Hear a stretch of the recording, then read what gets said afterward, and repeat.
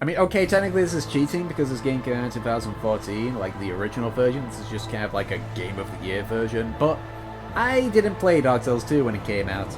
I was still playing Dark Souls 1 and I wasn't entirely too keen on it. So when I eventually found out I enjoyed Dark Souls 1 and Skull the First Sin was announced, I figured that I would just wait until it came out. And apparently I'm one of the minority that think that it's better than Dark Souls 1.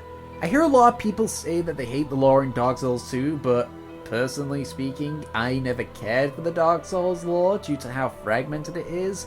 Remember when I said in one of my previous videos that I didn't read the Codex in Mass Effect due to the fact that I feel that it just killed the pacing?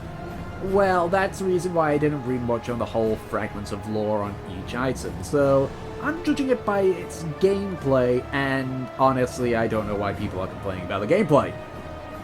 It's just a massive improvement in so many areas. Dual wielding actually works better, backstabbing is harder, so lag stabs are less common. You can actually do archery now. Dexterity weapons aren't the king of everything, although they are quite strong still. Not to mention that the enemies are tougher, it looks a lot better, the music is better.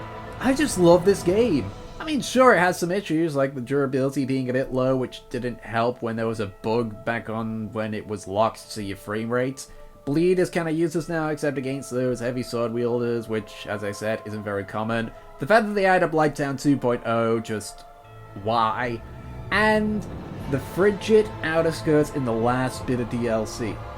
This place is not fun. Annoying enemies, no clue where to go, and I do mean no clue. All the other areas have at least some form of landmarks, but here, the landmarks are just red herrings. Oh, and it has the worst boss of the game in there. Like, flat out. But I'll save the best and worst bosses for a later video. If you're a fan of hard games though, you'll probably enjoy this, even if you're not really one that likes the fact that the lore's been changed. If not, yeah, probably not one to see. This is a tough game.